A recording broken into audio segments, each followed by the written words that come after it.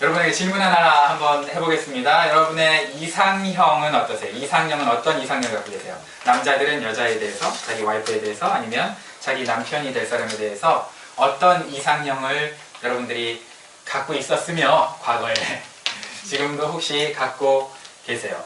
여러분 드라마 같은 데 보면은요 키가 막 187 그죠? 근데 키만 큰 게 아니고 얼굴이 완전히 장동건이야. 와 대박. 연봉은 막 10억. 아빠 엄마 막 의사. 그런 백마탄 왕자님이 쫙 나타나서 신데렐라처럼 여자를 이렇게 딱 이렇게 구출해 주죠.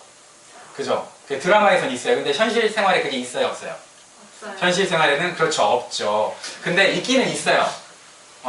간혹 가다가 대륙별로 한 사람씩 있어요. 대륙별로 한 사람씩 있는데 그 사람들의 공통점은 여러분을 안 좋아해요. 다른 사람을 찾아요. 그죠? 다른 사람을 찾는다는 거죠. 우리가 자랑하는 게 있어요. 어떤 분들은 나 이대 나왔다? 근데 지금은 똥배가 나왔어요. 그죠? 어떤 분들은 야, 나 옛날에 몸 장난 아니었어. 근데 지금은 몸이 장난이에요. 그죠? 완전 장난돼 버렸잖아요. 세월이 지나면서 여러분 웃고 사나요? 웃으면서 사나요? 여러분? 시간이 지나면서 여러분 웃는 일이 많으세요? 우는 일이 많으세요? 나는 그래도 내 인생 과거를 되돌아봤을 때 우는 것보다 웃는 게 많았다. 행복하신 분들이 있어요. 네. 우는 것보다 웃는 게 많은 인생이 행복한 인생이죠. 근데 오늘 이스라엘 백성들은 뭐 하고 있어요?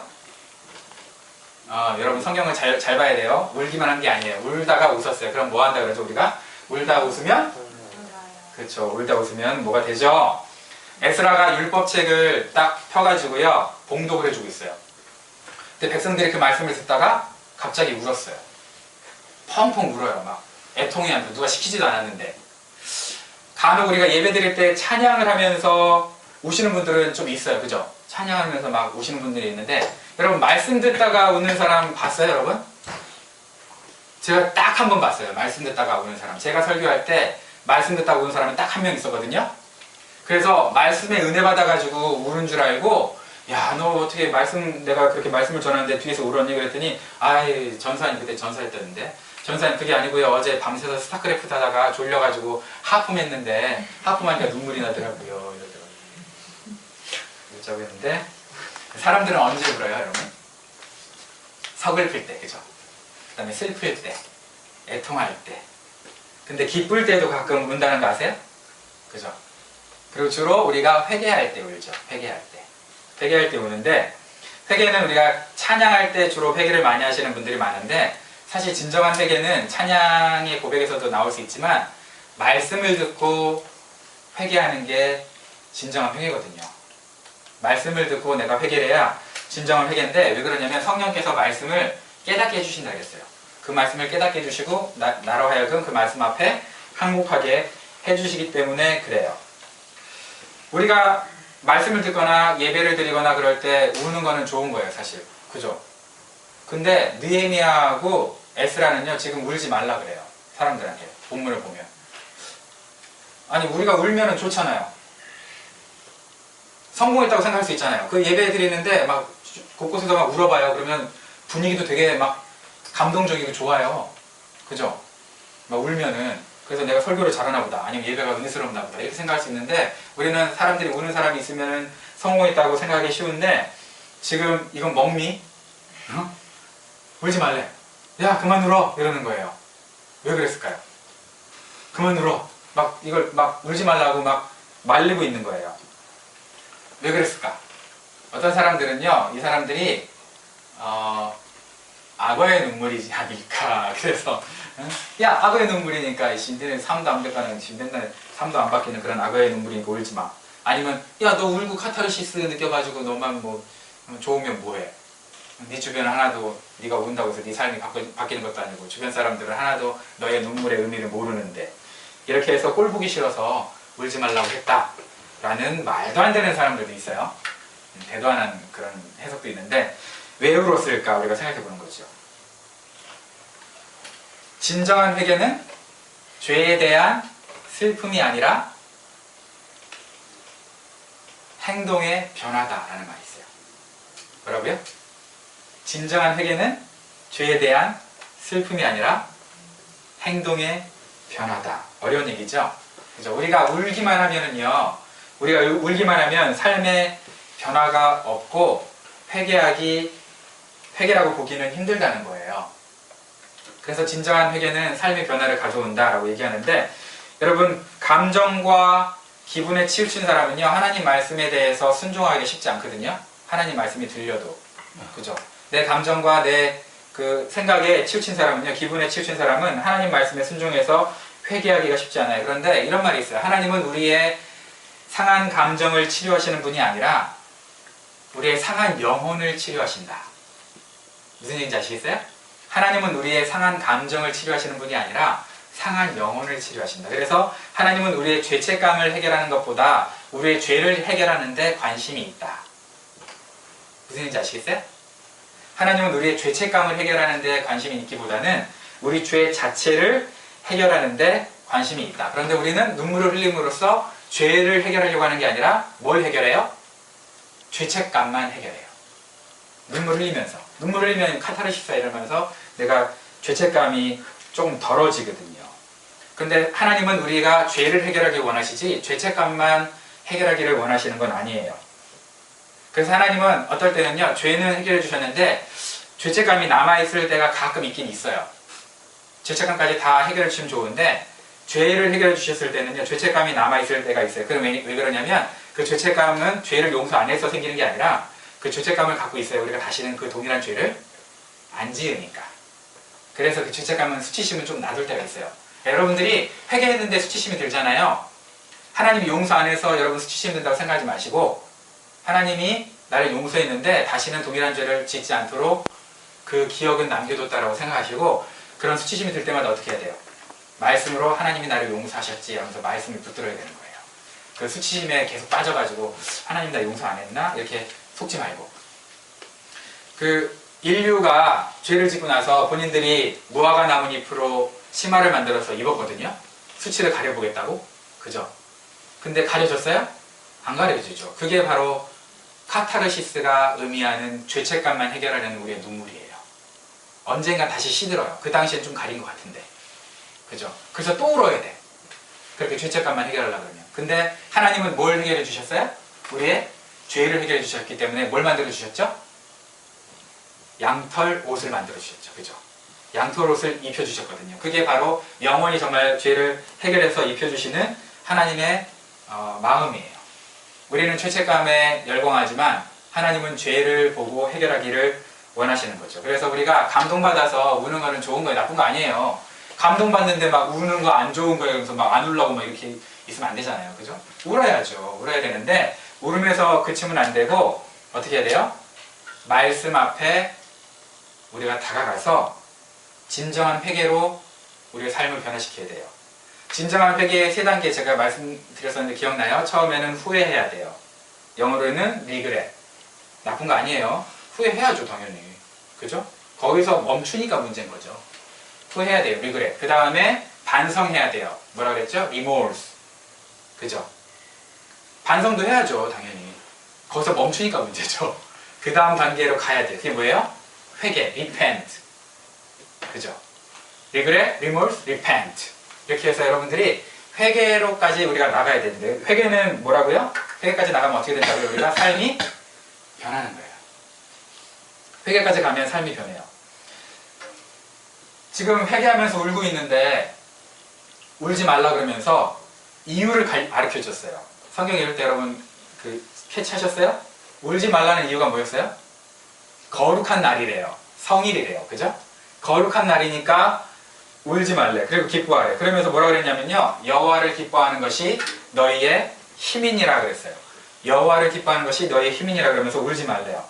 본문이 지금 쓰여진 게 모든 학자들이 나팔절일 것이다 라고 다 인정을 하거든요. 지금 이 시기가 나팔절이에요. 나팔절은 뭐 하는 날이냐면 새로운 출발을 의미해요. 나팔을 뿌 불면서 새로운 출발, 전진을 의미하거든요. 과거를 내려놓고 새롭게 출발하자, 그런 뜻이에요. 그러니까 새로운 출발이니까 슬퍼서 출발해야 돼요? 기쁨으로 출발해야 돼요? 기쁨으로 출발해야 되죠. 기쁨으로 출발하면서 이 사람들이 해야 될 게 딱 하나 있었어요. 뭐냐면 음식을 서로 나누어 먹었어요. 기쁨으로. 우리 잔치할 때 한국에서 이렇게 떡 같은 거 만들면 자기만 막 자기 집만 문 꼭꼭 걸어 잠그고 먹죠. 그죠? 절대 옆집 사람 모르게 하죠. 무적한 얘기인데 뭐 다들 그죠? 다 나눠 먹잖아요. 옆에 대문 활짝 열고 누구나 들어와서 먹으라고 나눠 먹잖아요. 그것처럼 나팔절이 이렇게 이웃과 기쁨으로 음식을 나눠 먹는 날이에요. 그러니까 이 사람들이 회개하면서 마음이 아파도 눈물을 흘릴 만한 상황이었어도 결국 어디 앞에 서서 감정을 컨트롤하는 거예요? 말씀 앞에. 그 절기가 나팔절이니까. 기뻐해야 되는 날이니까. 절기 앞에 딱 서서 자기가 자기 감정을 의지하지 말고 하나님 말씀 앞에 본인이 서서 기뻐하라는 거예요. 여러분 나팔절이 굉장히 중요한데 근데 여러분 한 가지만 짧게 얘기해 줄게요. 이스라엘에 7대 절기가 있어요. 7대 절기가 있는데 이 7대 절기를 지켜야 구원받는다고 뻥치는 이단이 있어요. 하나님의 교회예요. 그죠? 하나님의 교회니까 여러분 나팔절 지킨다고 여러분 구원받는 거 아니에요. 7대 절기 다 지켜야 구원받는 거 아니에요. 속지 마세요. 예수님이 나를 구원받는 거예요. 알겠죠? 그러니까 속지 마시고 근데 그럼에도 불구하고 우리는 예수 믿는 우리들은 나팔절의 개념을 알아야 되니까 알면 신앙에 도움이 되니까 알자는 거지 그거를 우리가 뭐 그 이단처럼 하나님의 교회처럼 그걸 뭐 지키자 이런 게 아니에요. 나팔절이 의미하는 건 뭐냐면 기뻐할 수 없을 때 첫 출발을 하나님이 출발해라 하고 딱 선언하잖아요. 그럼 우리가 기뻐하면서 슬픔을 내려놓고 기쁨으로 털고 일어서서 걸어가는 게 나팔절의 의미예요. 여러분 다들 웃고 있는데 혼자만 안 웃고 웃길 일이 많은데 막 안 웃으려고 막 노력하면 그 이상한 사람이죠. 다 슬퍼하는데 혼자만 희죽희죽 울면 이런 사람도 정신 나간 놈이죠. 그죠? 웃을 일이 있을 때 웃는 거하고 울 일이 있을 때 우는 거는요 즉히 정상이에요. 그런데 믿음의 사람은 뭐냐? 슬픈데 하나님이 웃으라고 하니까 믿음으로 웃을 수 있는 거죠. 그래서 여호와를 기뻐하는 것이 너희의 힘이니라 그랬는데 이거를 새 번역에서는 뭐라고 다시 번역을 했냐면요. 주님 앞에서 기뻐하면 힘이 생긴다 그랬어요. 주님 앞에서 내가 기뻐하잖아요. 그럼 힘이 생긴대요. 주님 앞에서 기뻐하면. 저를 만나는 분들이 항상 물어요. 너는 뭐 교회 엄청 잘 되나 보다 요즘에. 그래서 뭐 만날 때마다 뭐 항상 희죽희죽 웃고 막 기쁘고 재밌어하고 막 이래요. 그래서 내가 그렇게 항상 밝고 그래서 고민이 없는 사람으로 아나? 좀 고민 있는 척 해볼까? 얼굴에도 뭐 수염도 좀 기르고 막 뭐 여기도 뭐 좀 나고 우리 태환 형제처럼 또 입술도 한번 뭐 벽돌을 찍어가지고 막 피도 좀 나고 그럴까? 막 이렇게 막 내가 생각을 하는데 제가 저를 봤어요. 내가 이렇게 항상 기쁠까? 항상 웃고 다닐까? 왜 그럴까? 웃을 일이 없어서 자꾸 웃고 다니는 건 아니겠죠. 그죠? 저도 고민이 많겠죠. 힘든 일이 많겠죠. 근데 그 힘든 고민과 어려움을 예수님 앞에 그냥 맡겨드리는 거예요. 말씀 앞에 그냥 딱 맡겨요. 어차피 내가 고민을 한다고 내가 해결되는 게 아니니까. 그죠? 하나님께 딱 맡기잖아요. 그럼 하나님이 그 슬픔과 고민을 다 가져가시고 저에게 뭘 주시냐면 믿음과 기쁨을 주세요. 믿음과 기쁨을 주세요. 하나님께 슬픔과 근심 걱정을 맡기면 하나님 저에게 믿음과 기쁨을 주세요. 믿음과 기쁨을 주신다고 모든 문제가 해결되는 건 아니에요. 걸어가야 되는 건 내가 걸어가야 돼요. 여전히 걸어가는 건 똑같아요. 힘들어요. 그러나 웃으면서 걸어갈 수 있죠. 수문 앞에 백성들이 모여서 하나님 말씀을 들으면서 아 내가 하나님 말씀에 너무 많이 떨어져 있구나 이걸 깨달은 거예요. 아 정말 주님 말씀과 내가 너무 내 삶을 돌아보니까 너무 괴리가 있다. 너무 떨어져 있다. 여러분 삶을 한번 생각해 보세요. 하나님이 원하는 삶을 살고 있다고 생각되세요? 너무 많이 멀리 떨어지는 것 같지 않으세요? 하나님의 말씀과 아 내 삶 지금 끝장난 것 같은데? 그럴 수 있죠. 그죠? 그걸 깨달으면 마음이 무거워지죠. 그래서 울 수 있죠. 그런데 그렇게 울다 보면요 자기 연민에 빠져요. 자기 연민에 빠져. 자기 연민에 빠지면은요 정말 힘들어요. 자기 연민에 빠진 사람은 후회해서 그냥 끝나요. 조금 더 열심히 하면 반성해서 끝나요. 회개까지 못 가요. 근데 후회와 반성을 넘어서 회개까지 가려면 자기 연민을 털어내고 하나님 말씀 앞에 한번 항복을 한번 해봐야 돼요. 우리는 너무 지나치게 하나님 말씀 붙드는 걸 하나님 말씀 붙들어라 이런 많은 얘기를 들어도 하나님 말씀 붙드는 거는 잘 안 해. 어떻게 하나님 말씀 붙드는 게 뭐야? 이렇게 가르쳐줘도 잘 몰라요. 어떻게 하는 게 하나님 말씀 붙드는지. 근데 기가 막히게 자기 감정 붙드는 건 누가 안 가르쳐줘도 잘해요. 그죠? 참 침울한 감정 붙드는 거는요, 누가 안 가르쳐줘도 너무 잘해. 인생은 그렇게 살아. 무너지는 마음은 누가 안 가르쳐줘도 내가 이거 꼭 붙들고 내가 무너져야지, 무너지고 말리라, 이러면서 막 사는 것 같아요. 그렇게 살면 어떻게 해? 말씀을 붙들어야죠. 그죠? 무너지는 감정을 털어내고 말씀을 붙들어야죠. 여호와가 나의 힘이 된다는 얘기는 여호와가 나의 피난처가 된다는 의미도 있거든요. 어려울 때는요, 힘들 때는요, 주님 앞에 품속으로 파고 들어가서 내가 울면서 좀 숨어 있을 필요도 있어요. 하나님 앞에서. 하나님 앞에 숨어 있고 울고 그러다 보면 다시 한번 내 삶을 돌아보면서 말씀을 붙들게 되거든요. 그러면서 여러분 삶이 바뀔 수 있어요. 그렇게 회개를 해야 여러분들이 회복이 되는 거예요. 제가 어떤 일로 혼났는지 모르겠는데 무지하게 혼난 적이 있어요. 집에서 아주 어렸을 때 같아요. 6학년인가 5학년인가 그랬던 것 같은데 그렇게 혼났는데 내가 생각해도 내가 정말 인생이 쓰레기 같은 거예요. 그래서 내가 이런 실수를 했지 이러면서 막 그리고 들킨 것도 쪽팔리고 안 들키게 완전 범죄를 했어야 되는데 들킨 거죠. 가족들한테. 그래서 그것도 쪽팔리고 그래서 막 침을 했는데 할아버지가 오셔가지고 뒤통수를 탁 치면서 저한테 해준 말이 아직도 기억나요. 너 한 번 끝난 거 가지고 이렇게 침울해 할 필요 없다. 엄마 아빠한테 일단 혼났잖아. 할아버지한테 혼났잖아. 혼났으면 끝났지. 근데 왜 그 혼났다는 그 감정에 그대로 있으면서 그 감정 위에서 자리를 펴고 누워 있으려고 그러느냐. 시간을 의지하지 말고 당장 일어나라. 3초 만에 이렇게 얘기하신 거예요. 우리는 마음이 힘들 때는요, 하나님 의지한다고 얘기하면서 뭘 의지해요? 사실은 시간이 좀 지나면 해결되겠지. 시간은 필요해요. 시간이 필요 없다는 게 아니에요. 시간이 좀 지나면 해결되겠지. 그러면서 시간을 의지해. 여러분, 시간은 하나님이 아니에요. 그 시간을 단축시켜 주시는 분이 누구예요? 하나님이신 거예요. 그래서 저희 할아버지가 그렇게 했던 게 저에게는 일생에 큰 교훈이 돼가지고 제가 항상 문제가 있을 때마다 3초 안에 내 감정을 역전시켜요. 힘들어도 3초 만에 하나님의 말씀 앞에 제 감정을 역전시켜서 하나님 앞에 나아가죠. 그게 이제 저는 회개고 용서고 하나님 주신 기쁨이라고 생각하기 때문에 그렇게 한번 해보니까 되더라고요. 돼요. 안 되는 게 아니에요. 하나님을 의지하면 돼요. 그래서 정말 하나님을 의지해서 회개하면요, 자비의 하나님, 긍휼의 하나님이 우리 마음 가운데 죄 용서의 확신과 동시에 기쁨을 주세요. 저만 하나요? 마치 안 해봤던 것처럼 그런 게 있어요. 이런 처음 듣는 소리처럼 이런 곤란한데 정말 그래요. 그런 하나님의 은혜가 여러분에게 경험이 됐으면 좋겠습니다. 그걸 지금 느헤미야와 에스라가 알기 때문에 백성들한테 이제 얘기했어요. 자, 그만 울고 어떻게 하라는 거예요? 자, 오늘은 원래 기뻐해야 되는 거룩한 날이니까 말씀대로 우리 한번 살아보자. 힘든 거 알아. 근데 우리 말씀이 이렇게 나오잖아. 거룩한 날이라고 했으니까 말씀대로 살아보자. 그러면서 그들에게 나눠 먹으라고 했어요. 기쁨으로 자기 모든 걸 준비해서 나눠 먹으라고 했어요. 그러니까 그 사람들이 그렇게 말씀에 순종해서 기쁨을 가지고 같이 나눠 먹었어요. 12절에 보니까 그들이 한 일이 나와 있어요.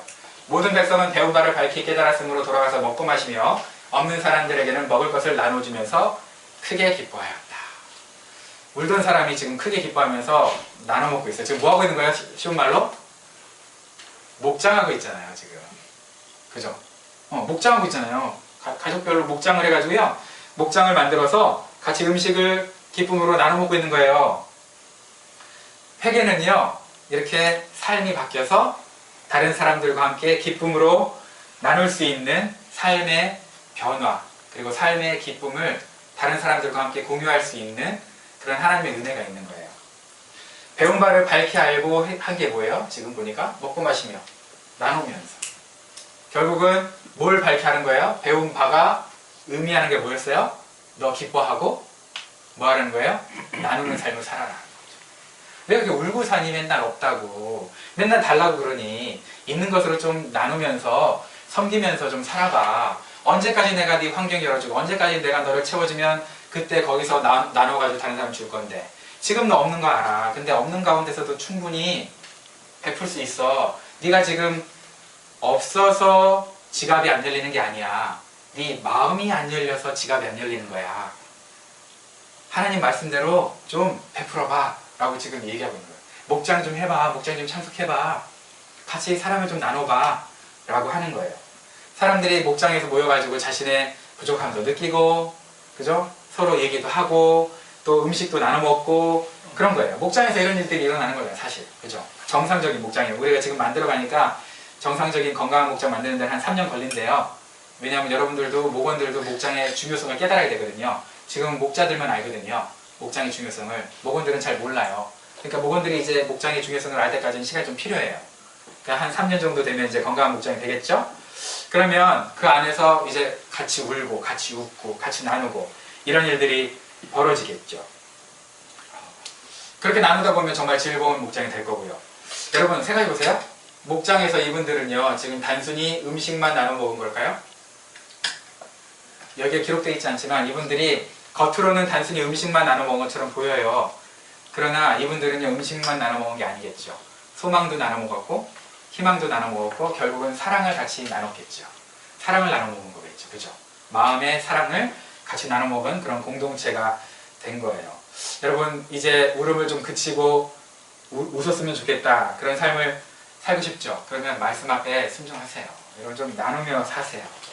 그러면 기쁨이 찾아와요. 울지만 말고 좀 즐거워하면 좋겠어요. 우리가 나의 감정이 아니라 말씀을 붙잡고 살면 정말 기쁨이 와요. 그래서 찬양을 그렇게 고백한 사람이 있어요. 나 기뻐하리라는 찬양 아세요? 들어보셨어요? 나 기뻐하리 이런 찬양이거든요. 나 기뻐하리. 근데 2절이 참 너무 잘 졌어. 환경의 지배를 받지 않고 내 마음의 목소리, 느끼는 감정과 상관없이 내 마음 기뻐하기로 결심을 했네. 이야, 이거 참 잘 졌어요. 그죠?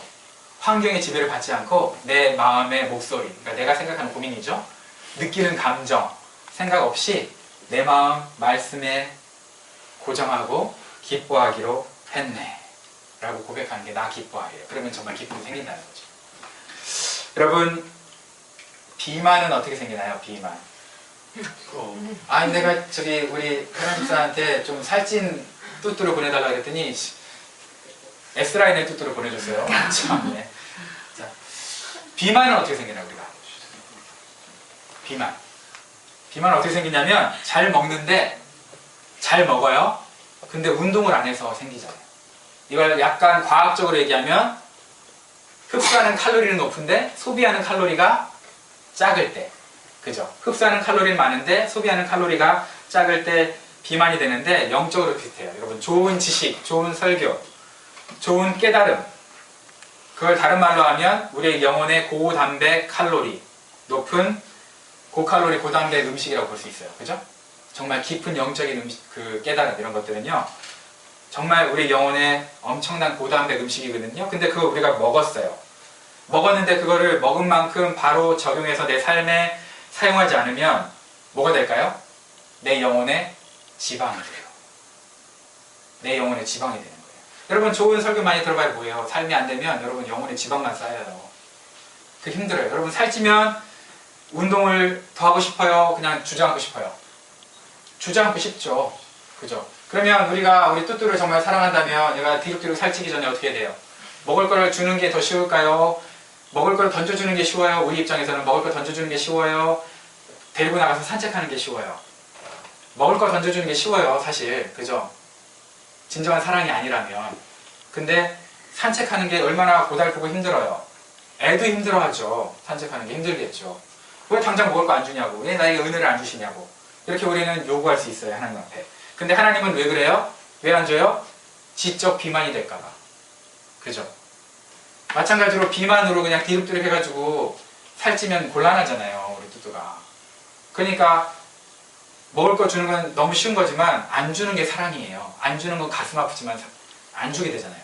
너무 살찔까봐. 그게 사랑이거든요. 하나님 마찬가지예요. 내 삶에 하나님의 은혜가 좀 줄어들고 있다. 그러면 우리가 내 영혼이 비만에 뒤룩뒤룩 쪄있지 않은가. 옛날엔 말씀만 읽어도 막 가까이 오고 막 이랬는데 지금 말씀 읽어도 도대체 무슨 소리인지 모르겠다. 그러면은요, 내 영혼에 혹시 비만이 온 것은 아닌가. 여러분들 이렇게 한번 생각을 해보는 거예요. 하나님이 복의 근원이다라고 우리한테 얘기했는데 복을 내가 지금 깔고 앉아서 나만 쓰고 싶은 거죠. 나만 잘 먹고 잘 살면 되는 거예요. 하나님은 우리한테 복 받아라 하신 게 아니라 뭐라 그랬어요? 복의 근원이 되어라.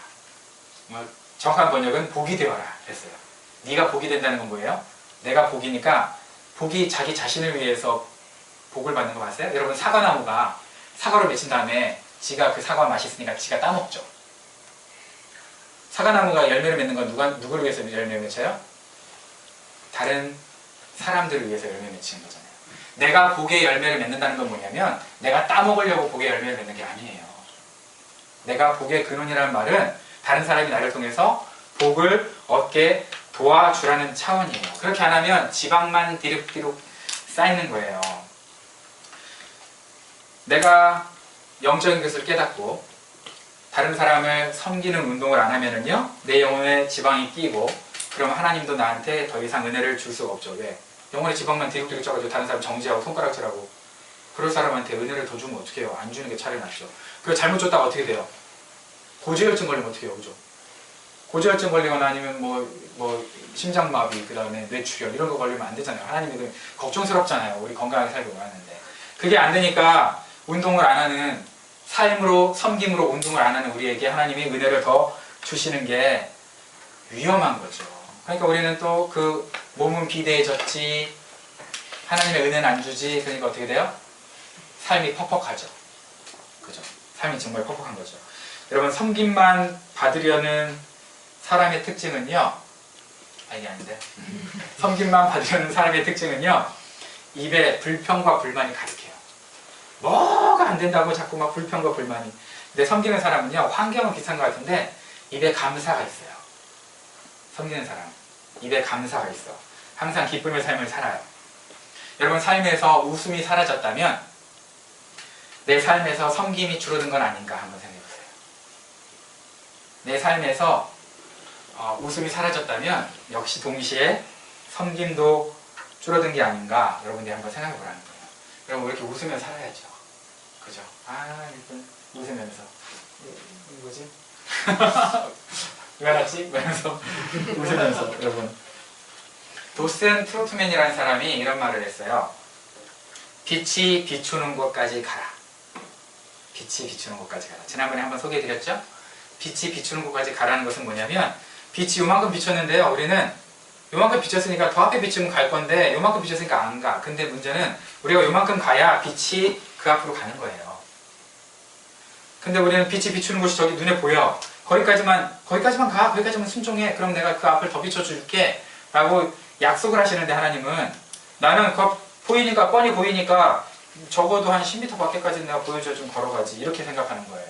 그런데 하나님은 그렇게 인도 안 해요. 그리고 보세요, 그렇게 인도 안 하잖아요. 그림에도 빛이 비추는 곳까지 가라는 건 뭐냐면, 네가 할 수 있는 수준에서 순종하라는 거예요. 너가 할 수 있는 형편 안에서 순종하라.